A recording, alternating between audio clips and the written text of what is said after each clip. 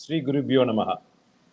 Welcome to our 45th Saturday online Kashmir Cultural Heritage Awareness Series. We have with us today Sri Giridhar Mamidi. The topic today is Reclaiming Hindu Kashmir. Let's begin with our prayer song today by Srimati Krishnaveni. She has been learning vocal Carnatic music from her childhood. She is well versed in rendering Adi Shankara's verses, Narayaniyam, and several others in Sanskrit. She continues to learn Carnatic vocal under Parur Dr. Harini Srivatsa. Harini? Krishnaveni. Shri Gurubhyo Namaha. Namaskaram. Vishwam darpana drishyamana nagari tulyam nijandargatam pashyannatmani mayaya bahirivod bhutam yada nidraya yat sakshat purute prabodha samaye svatmanameva dvayam tasmai Shri Gurumurtaye namayidam Shri Dakshina Murtaye.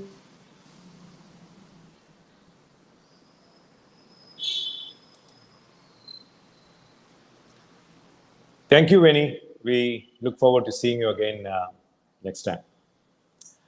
We thank Sri Kanchi Mutt for our ongoing series and offer our namaskarams to His Holiness Sri Shankara Vijayendra Saraswati Swamigal. Kanchi Mutt has always been in the forefront, modestly working with the sole aim of national integration, spiritual enlightenment, and preserving and promoting the uniqueness of Kashmir, as Kashmir is our cultural heritage. We are very pleased to welcome and introduce Sri Giridhar Mamidi. We thank him for his time today for our series.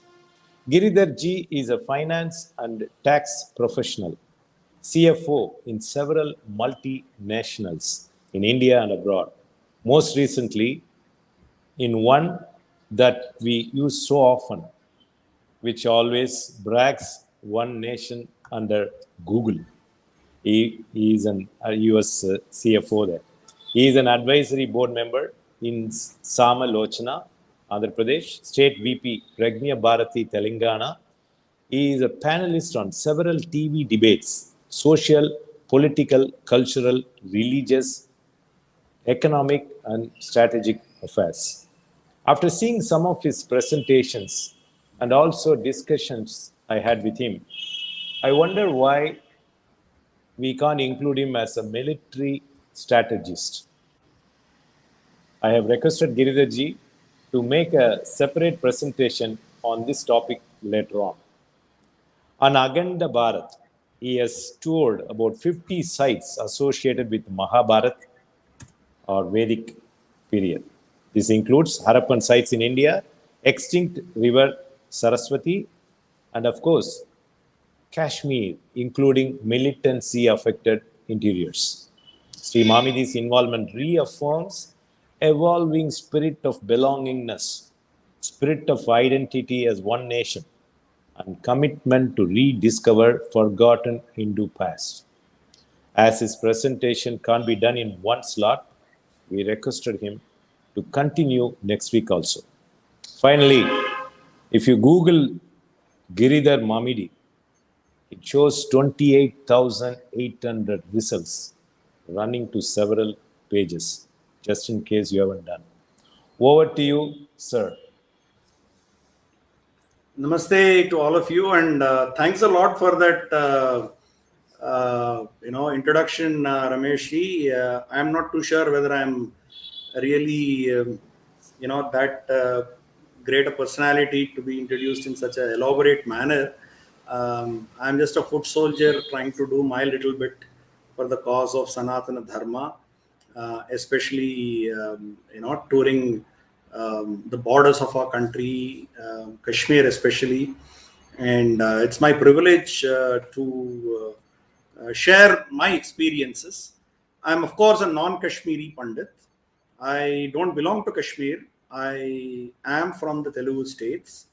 But then the serial Chanakya, which was, I'm sure all of you would have seen a few years back, which was produced by Chandraprakash Dwivedi ji, that had inspired me a lot.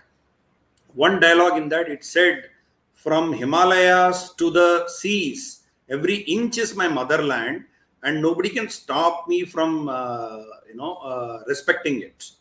And so that is something which inspired me a lot. If that be the case, then every inch of Kashmir also should be my motherland, and I should feel proud to go and reclaim it. That motivated me to go to places in Kashmir. I'm sure my previous sessions, a lot of sessions, many speakers would have covered some temples of Kashmir. Maybe some of them would be a repetition in my presentation, but please bear with me. The idea is I'm not going into the history of it, what Kalhana wrote, what was spoken in Nilmath Puran, or things like that. I am going to present to you like a yatri, how a yatri goes there and then reclaims, rediscovers the Hindu past of Kashmir, especially that which was left behind, abandoned by our Kashmiri Pandit brothers. I try to retrace it, and like Ramesh ji in the introductory remarks, he said, I had the blessings of Mahakal to visit some of these places which are in highly militant infested areas. Some of them, of course, are protected by CRPF or other paramilitary forces, Rashtriya Rifles and others. But some of the mandirs are left abandoned, some taken care by the locals, some just abandoned. So I'm going to present a canvas of mandirs of Kashmir to get you a glimpse of what it is all about. A few slides to introduce Kashmir from my perspective, as I understand the people, the culture, and things like that. Very few slides as introduction, and then we go into the mandirs of Kashmir. I will just start sharing.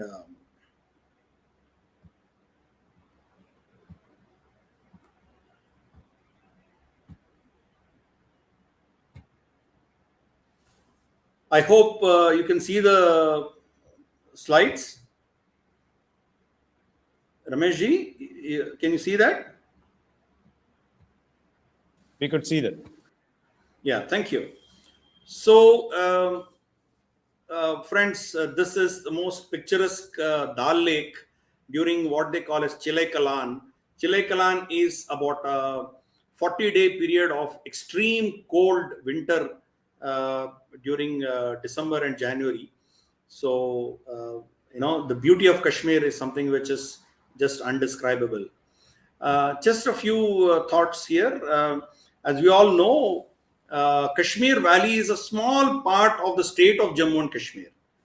The problem is most of the narrative is centered around the valley, all the politics and everything. But the state of Jammu and Kashmir is very vast. There is Jammu region. Jammu is a town, but there is a region of Jammu. In that, Jammu is the biggest town. Then there is a Ladakh region, which of course is now a separate union territory. Then there are areas occupied by Pakistan.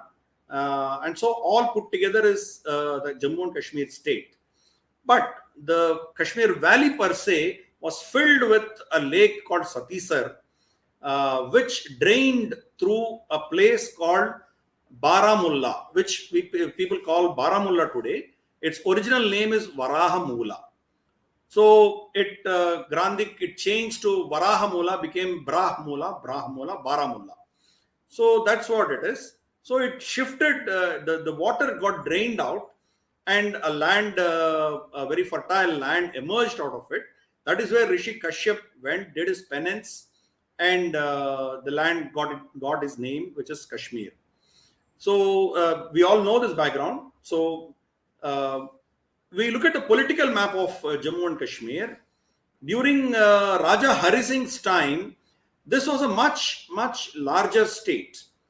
I have circled this place called Chitral. Chitral is today completely lost to Pakistan, and Bharat doesn't even claim this. However, Raja of Jammu Kashmir, Raja Hari Singh, had suzerainty over Chitral as well. Chitral was an independent country, it was an independent kingdom, but it was loyal subject to the Darbar of Srinagar or Jammu. So essentially, when Raja Hari Singh handed over the state of Jammu and Kashmir to Bharat, even his rights, obligations would have transferred to us, and the then government of Nehru should have claimed Chitral back. Unfortunately, that was not claimed. It has completely been lost out from our memory. Unfortunately, today Chitral is hotbed of terrorism, from where a lot of terror training camps infiltrate into our part of the state.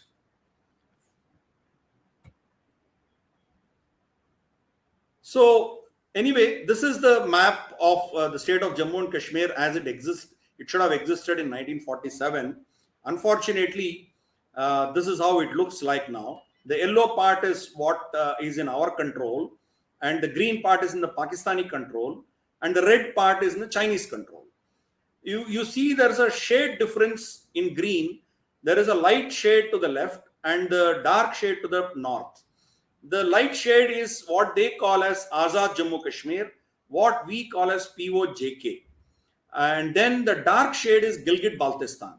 There is a government in POJK, but there is no government in Gilgit Baltistan. It is directly administered from Islamabad. Then in 1963, a valley called Shaksgam Valley was handed over to China by Pakistan. So right now, China holds almost 10% of the state of Jammu and Kashmir, which Raja Hari Singh had handed over to us.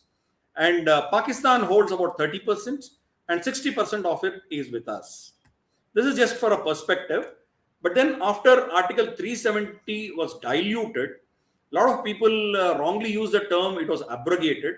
Article 370 still exists in our constitution. What they did on 5th of August 2019 was to remove its applicability to the state of Jammu and Kashmir. So let's call it dilution.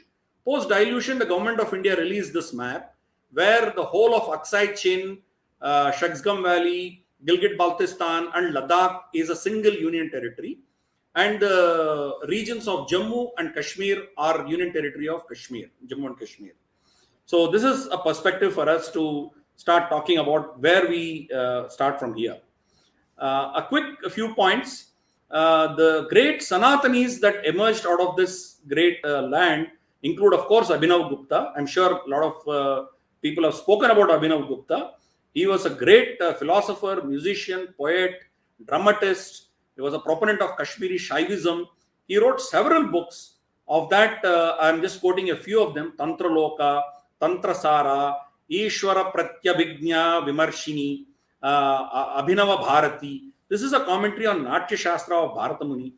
Then Bhairavastava, Bodha Pancha Dasika. So this is just a few of them. He has written several other books. One of the greatest scholars, philosophers that this land has ever produced. Then, of course, the great Panini, the grammarian, who has given us the Ashtadhyayi and the Sanskrit grammar. Then Utpala Deva, he was a great Shiva Bhakta.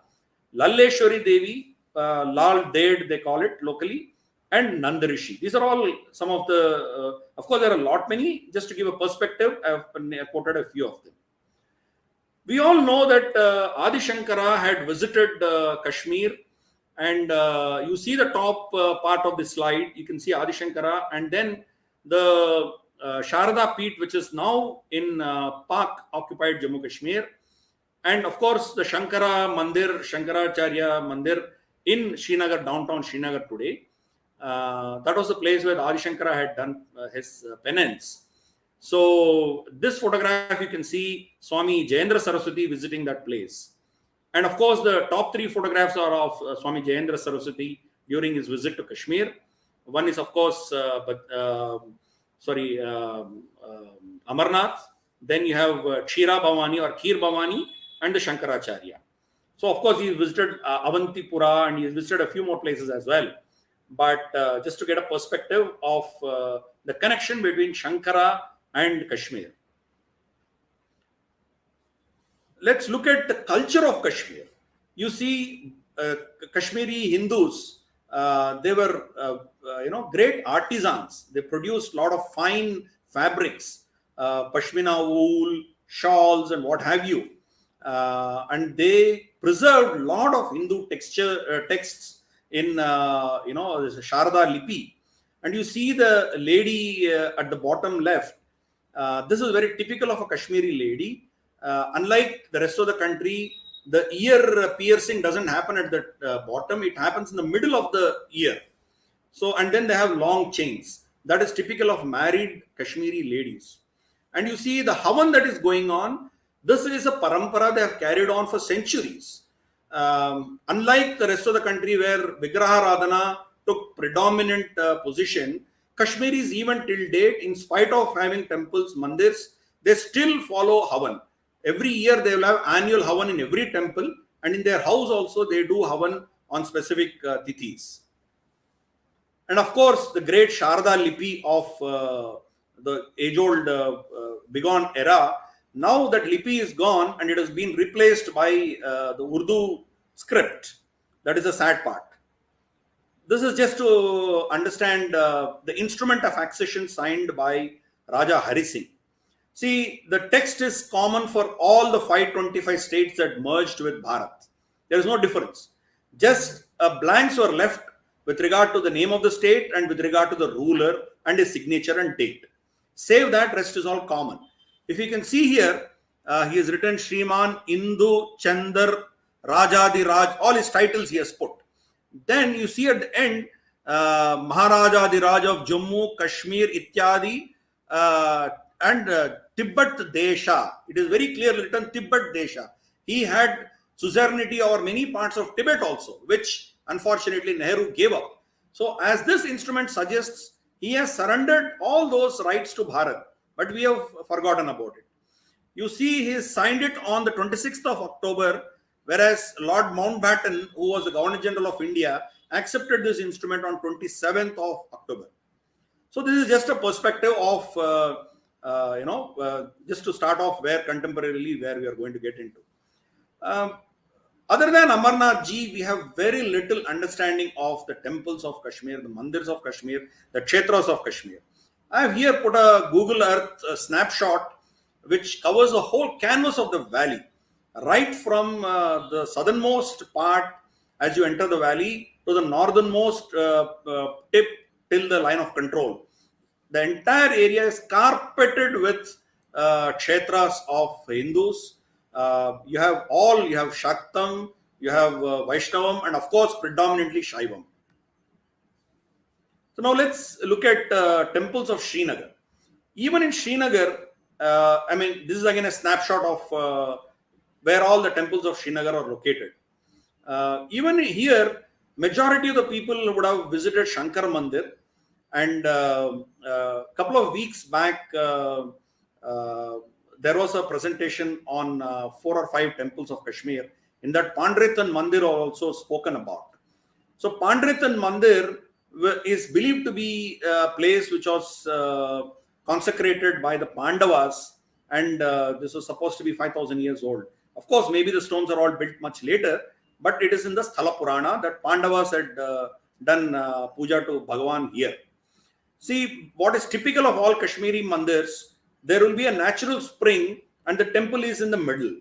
They put up wooden bridge to access that, go do puja and come back. But whereas the water, natural spring accumulates in that pond, and then it goes out into the fields which are irrigated by the people. So this, unfortunately or fortunately, today is in the most protected cantonment of Kashmir, which is Badami Bagh cantonment. They call it Pani Mandir. Ordinary yatri, ordinary tourist cannot visit this place. One has to seek permission at the gate, and then they will confiscate all your cameras, photographs. They'll do a thorough search, background check, and then they'll let you in. I'm not going to get into the etymology of this, the history of this. In the earlier presentation, it was explained in terms of how Ashoka's Srinagara was centered around this particular place. I'm not going to get into all that. but I'm going to talk about the present situation of this place. You see the chinar tree to the right of it. Just below the chinar tree is a canopy under which every single soldier who sacrifices his life in protecting Kashmir is brought in there, and he is honored, and wreaths are laid, and from there he is taken to his native village. So it is Swami Pandritan Swami is witness to every single soldier who has sacrificed his life for protecting Kashmir. Now, in 2017, our Prime Minister, Honorable Prime Minister Modi ji, inaugurated a war memorial next to this Pandritan Mandir. There is an eternal flame, and there is a garden, and in the garden you can see in the photographs there are black granite stones on which the name of every single soldier who sacrificed his life since 1947 till date is written, etched in golden letters. That itself is very inspiring and very emotional moment for us. You can see the army officer saluting, and just behind him is the Pandritan Mandir. But what shook me to the core, which I get choked whenever I do a presentation, including now, I'm actually getting choked, is that there are 3-4 blank granite stones with no name mentioned in that. What does it mean? That is a powerful message which we are giving, to say that we are willing to lose more of our boys, and we have reserved place for them, for their names to be returned, but we are not going to lose Kashmir. So that is a very, very emotional moment for me. So this is something, sadly, it is inside Badami Bagh cantonment, and this is not open for public. I wish the government throws it open for public, and public gets inspired by this particular memorial. This speaks of volumes about the commitment of this country to retain Kashmir. So sorry for that. I get a little emotional whenever I speak about this. So now let's proceed. As I said, everybody is aware of the Shankara temple on the Shankaracharya hill, but not many people are aware of the rest of the temples. So now let's talk about another temple, another mandir in Srinagar, which is on the mountain called Hari Parvat, next to Akbar's fort. This is Mata Chakreswari Peeth, Shakti Peeth. That is a natural sila which is open to the sky. I mean, it's not open to the sky, but it is open in the front, which oversees the downtown Srinagar, where the maximum amount of curfew, stone pelting happens. But this is the grace of Mata. She's there. The Kashmiri Pandit legend says that it was Mata Chakreshwari whose vehicle, Vahana, was a big eagle which carried 2 large stones and dropped it in that Sati Sar, which I showed you in the first slide. The impact of which drained that water via Baramulla, and that's how the land of Kashmir was established. So she is the founding power force behind emergence of the Kashmir Valley. That is what the legend says. Then just below this particular hill are 2 mandirs. One is Amarkol Mandir and another one is Pokribal or Pokriyal Mandir. This Pokriyal Mandir still has natural water. There are different natural springs for bathing of men separately and women separately. One could imagine the grandeur it would have been in its heydays, when the entire area was filled with Kashmiri Pandits and Hindus. This was one of the thriving place. Unfortunately, today, this is under the CRPF control. Then there is another mandir in close to Eidgah, near to what they call as Tibetan colony. This is a place called Vicharnag Mandir. Vicharnag or Vacharnag, it's a pronunciation, they do differently. But Vicharnag means this is a place where a lot of vichar used to happen. There used to be debates, discussions, discourses. A lot of concepts were discussed here. Many Shaiva Granthas were written here. their panchang used to be written here. One of the holiest places for Pandits was this particular temple in Srinagar. But sadly, this is full of water now. It is waterlogged and it is abandoned. There is nobody there. Even the ancient chinar trees have been cut down and the wood was used by local Muslims around. This is just in dilapidated condition. At least the government should now take initiative of cutting off the water source which is waterlogging this. Try to revive this mandir which had glorious history.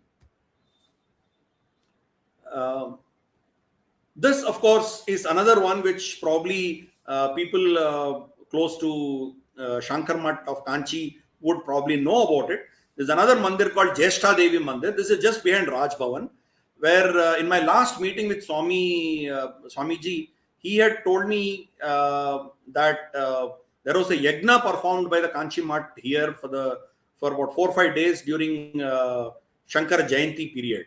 So this is a very safe and lovely place for all visitors to go.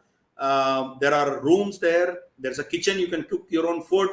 You can stay as long as you can. I've seen a few South Indians going there and staying there. You don't have to worry about your accommodation. And there is natural spring, natural water. You're in a very, very secured place. As is common for most of the Kashmiri ancient temples, you can see the natural spring here also, and the Murti of Mata in the center. Of course, the old Murti has been long destroyed and a new one has been put to make this operational. This is another important mandir in downtown Srinagar, in one of the prime localities called Dalgate.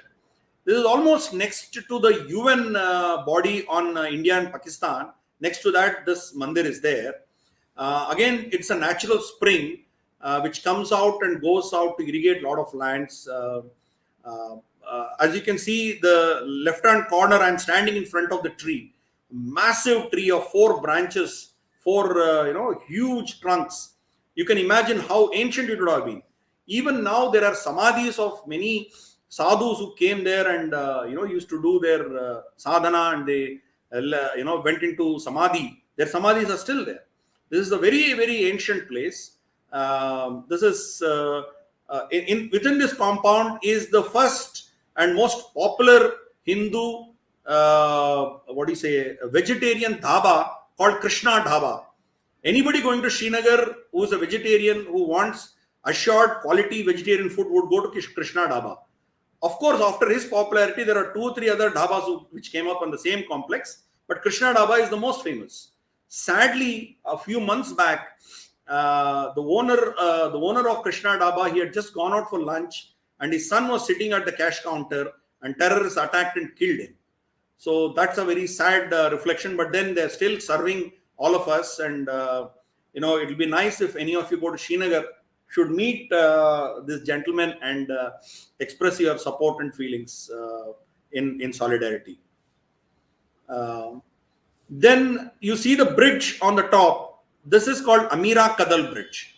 This bridge, on one end of it, is completely militarized, militant infested place where Yasin Malik's house is there. So that place, just next to that Yasin Malik's place, on the banks of river Jhelum, Jhelum is actually, the ancient name is Vitasa, is a very wonderful mandir of Hanumanji, a massive 6-foot Hanuman mandir with Panchamukhi Shivling on the banks of Vitasta Nadi, of course under CRPF protection. But then this is a mandir worth visiting.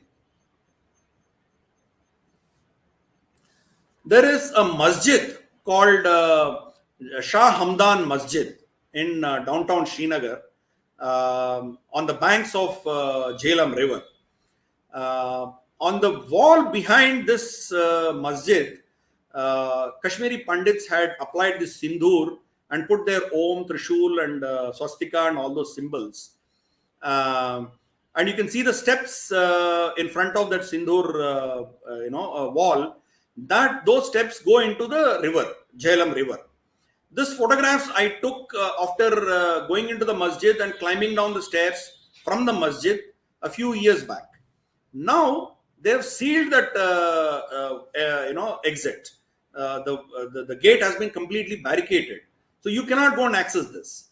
The sad part of it is this is lost to the memory of the next generations of Kashmiri Pandits. But whoever left Kashmir at that time, they did not want to lose connection to this particular place, so they had applied this sindoor. The significance of it is this particular place was once upon a time Bhadrakali Mandir, which was occupied by Shah Hamdan from Iran, and he converted into a kind of a Muslim prayer place. It is not his mazar, but then it is a prayer place for Muslims. The strange part of it is when you look into that, I was allowed to take photographs. There is still a Garbhagriha in the front. Just behind that man, there is a Garbhagriha, but they turn to the right a little bit to the corner and pray, which is their east. That shows that building itself is not oriented as per Islamic rules. It was something which was hurriedly done or very haphazardly done.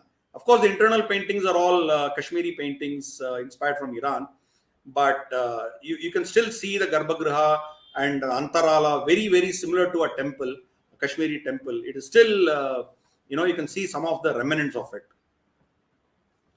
Those who are interested in tomb of Jesus, that's also there in a place called Rosebul. Rosebul is extremely sensitive place. The people here are very militant and they don't allow you photography. Somehow I managed to click these photographs. But for those that believe Jesus existed, I am skeptical. I'm not too sure whether he existed. Probably he's a fictional character. But anyway, for those who believe that Jesus existed, there was this book written by Russians which said that after crucifixion he survived and he migrated to Kashmir, he practiced yoga and he died in Kashmir. So they claim this to be his tomb. In fact, the Ahmadiyas also agree to that narrative and they say this is the tomb of Jesus. Since they go against the Bible, the Sunni Muslims don't treat them as Muslims enough and they are called kafirs. In Pakistan, the law itself prohibits them to call themselves as Muslims or pray in any masjids. So that is how it is. But then this is a place in Kashmir, in Srinagar, where people claim that this is the tomb of Jesus Christ. Now let's switch to temples of South Kashmir. We have seen the temples of Srinagar. Now we will switch to temples of South Kashmir. Again, a snapshot of all the temples, as you can see, from southernmost point till Avantiswamin Temple, Pahalgam. Avantiswamin Temple is very close to Srinagar on the highway. So again, it is carpeted with so many mandirs, so many temples. Of course, the most famous of them, is Kheer Bhavani Mata Mandir, which is what I was shown 2-3 weeks back. Now, when we go to the southernmost point, that means as soon as you cross into the Kashmir Valley from Jammu, you cross the Jawahar Tunnel and enter into the valley, you get a town called Qazi Gund. Instead of going on the highway, you just take a small turn, you get to this village called Verinag. Verinag is one of the holiest places for Kashmiri Pandits because it is the origin of the river that flows in the valley, which is Vitasta River. Now, of course, it's called Jhelum River. And you can see how crystal clear the water is and how beautiful it is. So they used to come do their Pindadan. They used to immerse the ashes of their ancestors, and they used to come for Shraddh. And of course, they also had annual Pushkar, like what we have, Pushkaralu. They also had Kumbh Melas there. So it was a very rich Hindu traditions were here. Of course, once the Muslims occupied it, Jahangir built an octagonal building around it in a Islamic style. However, ancient destroyed murtis are still available here and there. They are put there. And now just outside this complex, there is a small mandir and a shivling is still housed there. Kashmiri Pandits do go there once in a while with, of course, with protection and some kind of a support.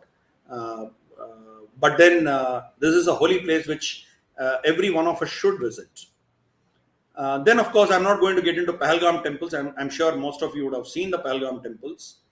And of course, Amarnath. I don't need to elaborate upon it. Then this again, Martand Surya Mandir has been discussed in detail, in that presentation. I will just stick to one point here. You can see this photograph here to the top left. So many rooms were there because people who come there as yatris would have traveled thousands of kilometers. So they're not going to go away so soon. They would have stayed there for months, years together.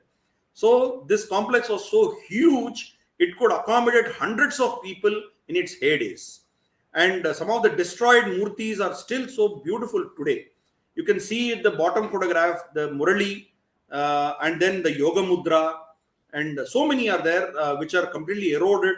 But then sadly, this was what was destroyed by Sikandar Bushkin. And you have seen more details about this particular mandir in the previous presentation, so I will leave it there.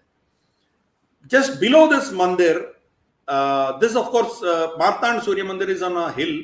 Just when you get down the hill, there is another mandir called Martan Surya Mandir. It is all same. Martan and Martand is all same, interchangeable. But then this is a new mandir of Surya Mandir, which is now operational, and the tank is again a natural spring. Kashmiri Pandit, there are a few Kashmiri Pandits who are living here, but of course in 90s their houses were all burnt, and slowly few people have come back, and there is a Gurudwara attached to this. The original idea was the Gurudwara was supposed to be protecting the mandir, but then what's happening, the Sikh brothers are being misguided and taken away from the Sanatana Dharma, from their original duty of protecting the Sanatana Dharma. But anyway, right now the mandir and Gurudwara both exist in the same complex. So on the highway, a lot of people would miss this. When you're going from Avantipura towards Anantnag, there is another town called Beej Bihara. Beej Bihara was the place where terrorists attacked the Amarnath pilgrims a few years back. I'm sure all of you know that because when Mr. Azad retired from Rajya Sabha, Ghulam Nabi Azad, Prime Minister Modi had spoken about his support in bringing back those pilgrims to Gujarat. So that attack happened close to this Beej Bihara town. Its original name is Vijay Vihara. Of course, this town had many temples. All of them were destroyed by Sikandar Bushkin. But then there is one temple which is still existing, sitting on the banks of Vitasta river. Now let's see what is inside this mandir. Just outside the mandir, there is a shivling, and there is a beautifully sculptured Vishnu on Garuda, and the photograph to the left, shows that this is under the caretakership of a local Muslim, because Pandits have handed over the key to him and gone. So I went, requested him, and he brought me some water, and had the blessings of Mahakal to do Abhisheka there. But then that's the state of affair of this temple, which is bang on the highway, on the national highway. But if you see the shivling inside, this shivling is outside. I'm going to show you the shivling inside the mandir, which I'm sure none of you would have seen such a shivling anywhere in the country. It has 11 shivlings on a single pedestal, and each shivling has two colors, which is indicative of Shiva and Parvati, Shiva and Shakti, and 11 of them. Of course, now they put cement and they fixed it permanently, but it was believed that in great old days, these are all left open, and one could lift it with a single finger by chanting Panchakshari 11 times. You chant Panchakshari, you could lift it. That is their belief. But anyway, now they have put cement and blocked it. But you never find such unique shivling anywhere in the country. 11 shivlings on one pedestal. 11, of course, is Shiva's number, and all put on one pedestal. You can consider that to be 12. So it is like just an amazing, stunning picture when I went there. It somehow misses every Hindu. It's just you can see the kind of dust everywhere around, except for the water which I poured. It's just gathering dust and nothing. This is sad part of the temples that have been abandoned. Everybody goes to Shankara Hill in Srinagar and Martand temple, and that's it. Maybe a few would go to Kheer Bhavani, and all these mandirs are completely ignored. It's time for us to reclaim all of them. There is another place which is about a few kilometers, 5-6 kilometers away from Beach Bihara, called Tajiwada. This is called Chota Amarnath. You can see there is a cave there inside, and in the cave there is shivling. Water keeps dripping onto the shivling all the year round. And in olden days, the Chadi Mubarak used to be carried from here to Amarnath. But now, after militancy, the Chadi Mubarak is now being carried from Jammu to Amarnath via Pahalgam. But this was the original route. From Chota Amarnath, they used to carry that. Kashmiri Pandits were completely self-reliant. They did not depend on Jammu for their religious activities. They were completely self-sufficient. Of course, the trade was going on, people mixing and all was there. But then for religious purposes, they didn't need the Chadi Mubarak to come all the way from Jammu. They were perfectly self-sufficient. That is the sad part. This is now completely in ruins, and there is no visitors coming here. Completely abandoned. Maybe once in a while, a Pandit group will go there, do some, Havan, and then have a Bandara and then come back. Otherwise, this is abandoned. Of course, this Avanti Swamin Mandir was spoken about in that particular webinar. I will not go into it. Kanchi Shankaracharya, Jayendra Saraswati ji had visited this place during his visit to Kashmir. Then Anantnag. Again, Anantnag, a lot of people pass through Anantnag to go to Martand, but nobody actually cares to go into this temple of Anantnag.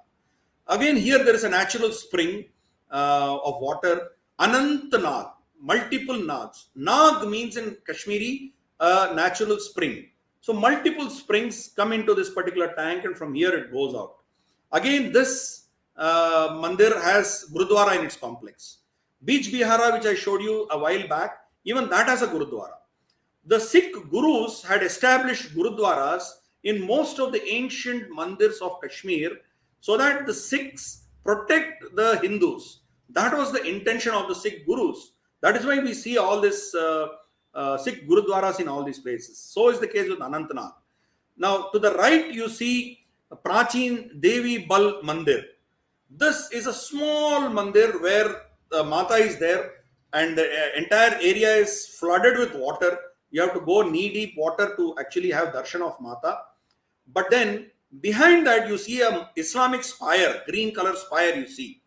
That was the original Devi Bal Mandir, which they occupied, and ultimately the mandir was shifted in a small shanty in the front, and the entire area is occupied by the residents. The Muslims residents are there.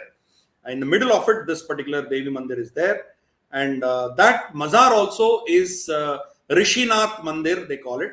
They call him Rishi, and they claim that he did penance on Allah, and so they have kind of confiscated it. We really don't know. He probably was a great Sanatani Rishi, but then he has been appropriated by the Muslims, and so this is the state there in Anantnag. Everybody knows about Kheer Bhavani Mata Mandir or Shira Bhavani Mata Mandir, which was also presented in on this platform 2 weeks back. But then people don't know that there are 3 Kheer Bhavani Mata Mandirs in Kashmir. This is one in the south, which is called Mansgam. There's a place called Mansgam. There is no Murti here, but the natural spring itself is Mata. That's how they consider it. So this is again one of the very important mandirs. They have a parikrama. Kashmiri Pandits go to all the 3 Kheer Bhavani Matas in a particular process. They say one is her home, another one is there, one is her Nivasastan, another one is her in-laws' place. That's how they define it. So there are 3 Kheer Bhavani Mata mandirs, and this is in the south called Mansgaon. Then there is another mandir which is in Bala Tripura Sundari Mandir. There's a natural formation of Mata in the tree in a place called Devsar. This unfortunately is victim of terrorism, and even this mandir, after I clicked these photographs, there was an attack on this and they tried to burn this. You can see the photograph of Mr. Vinod Pandit at the bottom. He and his team are trying to rebuild this temple. You can see the brick construction behind you. Once upon a time, this was a very grand mandir. Unfortunately, this is completely ruined, and now revival is being attempted. This entire area around it is not safe. So Kashmiri Pandits, even if they go unannounced and they leave before sunset. That is how the life there in this particular place is. There is a place called Bombay in Kulgan district, almost outskirts of Kulgan town. There is a Katyayani Mata Mandir. You can see the Mandir photograph on the top left, and then the Mata Murti in the bottom left. Of course, that is a new Murti because old Murti is long destroyed. Now, you see the Shila to the right. I'll just give you a story on this. In 1992, after the demolition of Babri Masjid, the Muslim rioters brought in a bulldozer and pushed this entire mandir into the Nala which was flowing behind this. They completely pushed it. So after more than 12-13 years, Kashmiri Pandits took the courage to go there, look at the debris and pull out. The original Shila of Mata was intact. Nothing happened to it. Of course, the Murti was destroyed, but then the Shila was intact. Salagram was intact. So that they brought and re-established it here. And the new mandir has been built here. Every year they do Havan in this particular place. Unfortunately, just less than 100 meters from this place, Satish Singh, one of the Kashmiri Hindus, was target killed about a month back.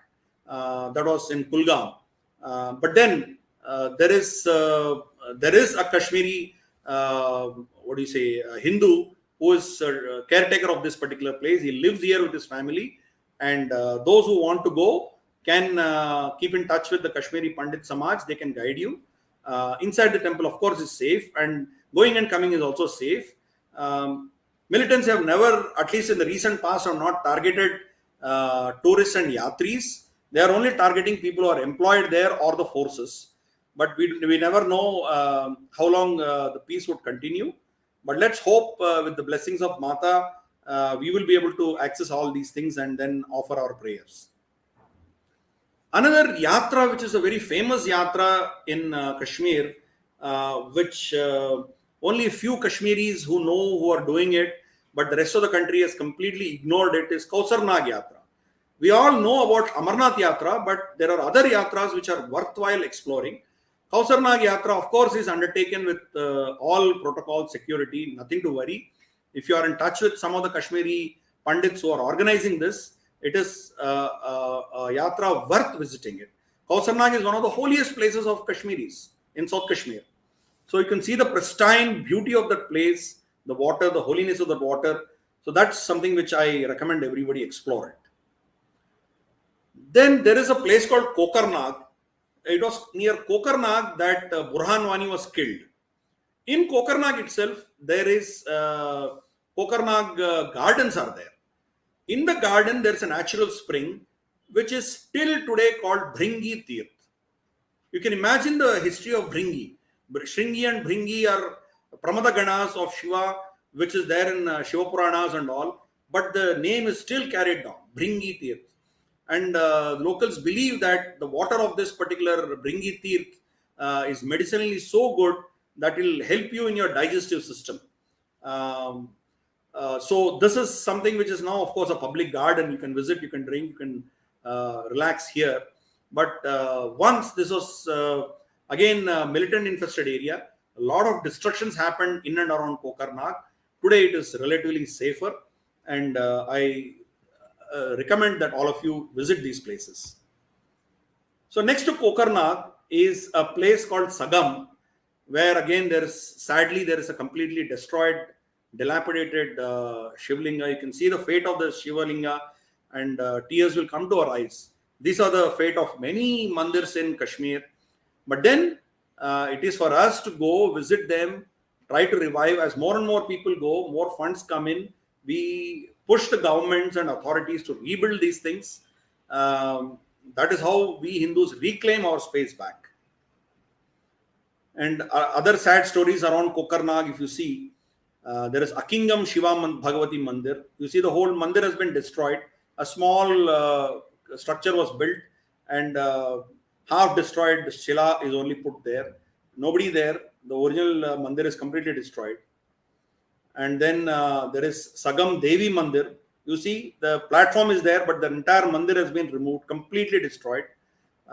These are all the mandirs which are in the pipeline for revival.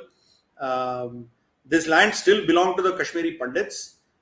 If the government is able to cooperate, and we, rest of the Hindus from the rest of the country, are able to pitch in, probably we can revive all these mandirs.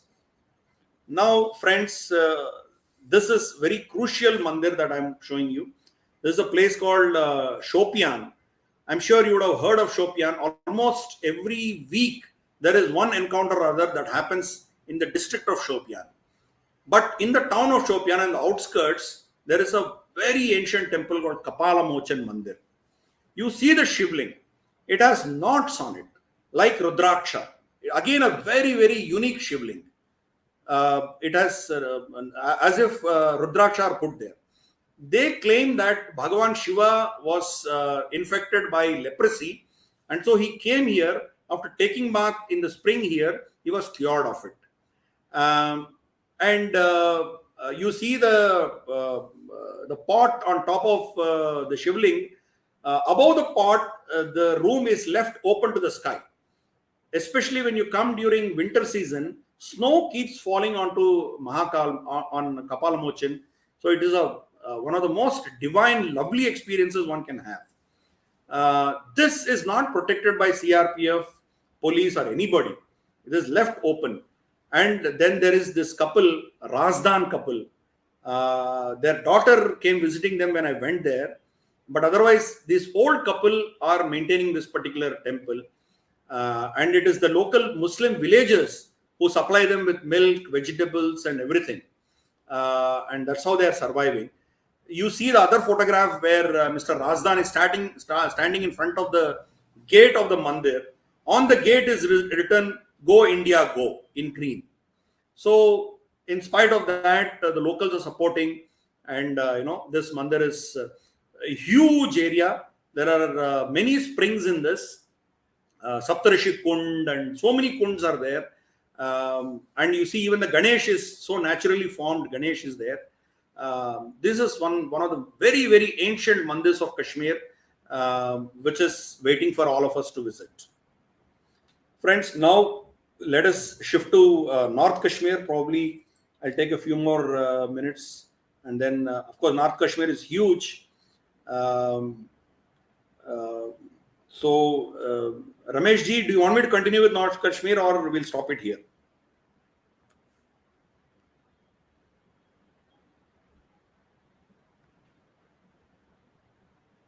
Ramesh ji? Can you hear me? Yeah, I can hear you. No, I think we will continue in our next session. Okay. I want to I'll share stop few things with you. A strange thing happened in your presentation today, that nobody is able to write any comments.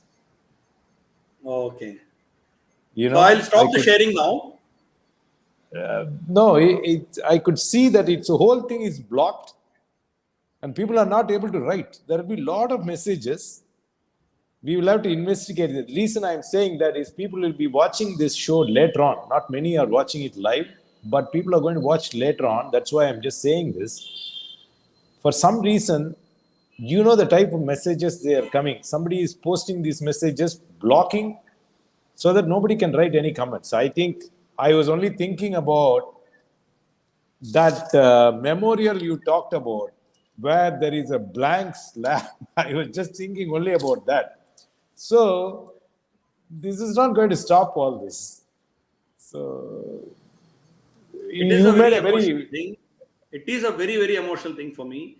I would have done, I don't know, maybe 30, 40 presentations till now, and every presentation I choke because that's the kind of a commitment we showed to. no, I think people must have been watching all your presentations and sending that powerful message. It is not just pilgrimage or tourism or history. And you talked about, I lost you. Yeah, I'm here. I'm here. Please. Oh, okay. People are, you are talking about what rest of India can do, which is very, very important. Not just listening to these lectures. We must start making that pilgrimage, not just tourism, so that we are offering our support and reclaiming. That's the title what you are given. So it is very fascinating and very powerful message. And although you mentioned that the spirit came after watching that Chanakya, I don't think it is just Chanakya that mattered to you. That spirit, I'm sure that's quite alive with rest of us in India. Only thing is that people are not able to demonstrate that. I think people like you making this kind of presentation would like to continue that travel to Kashmir, do the pilgrimage, and those of us watching today, you mentioned about Jeshta Mata temple. Yeah, as you mentioned, facilities are available in Jeshtamata, and we have actually one presentation made by Sri Bharat Bhushan Bhatt. He has given his contact numbers, he has given all the details where you can stay, how he will arrange picking you up from the airport. You can stay for a week. It's sort of a package available. So please go back and check. It must have about 2 or 3 months ago, Bharat Bhushan. I'm sure you would have met him also, Bharat Bhushan, but who is taking care of the temple and places where one can stay. It's very well organized, like you mentioned about kitchen and all. So I think rest of us who are listening to all this should start undertaking this kind of pilgrimage to go and visit these places. I think that is what the take-home point from your presentation today. Are you able to hear? Can you hear?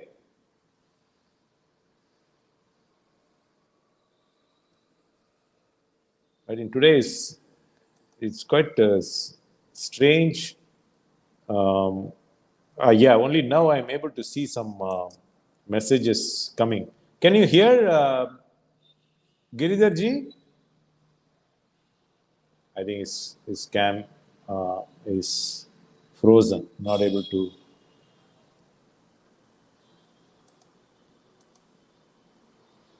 Yeah, I think there is some problem with him too, or there is some hacking going on. I don't know.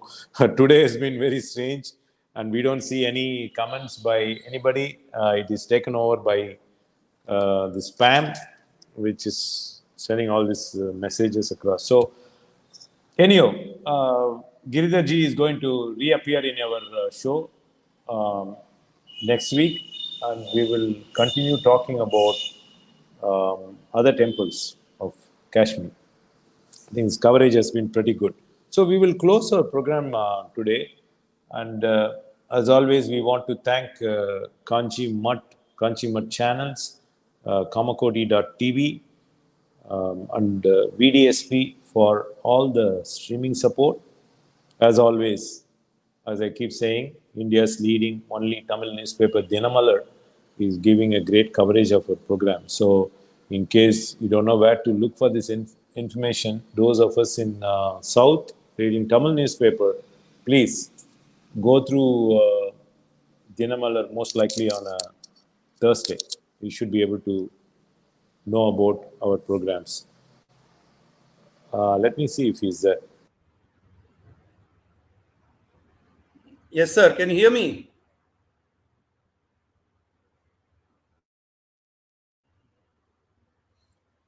Can you hear me?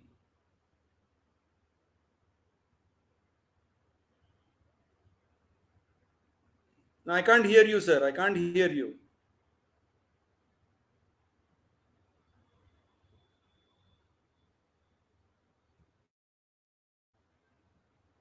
I can't hear you.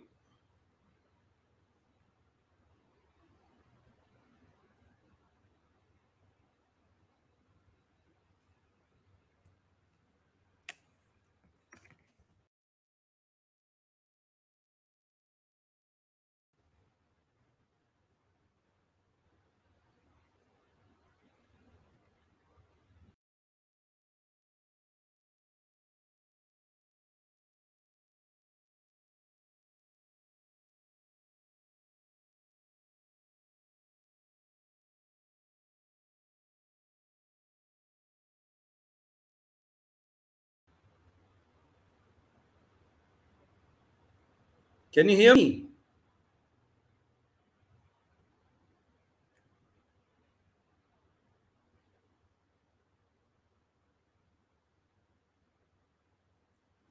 Unable to hear you.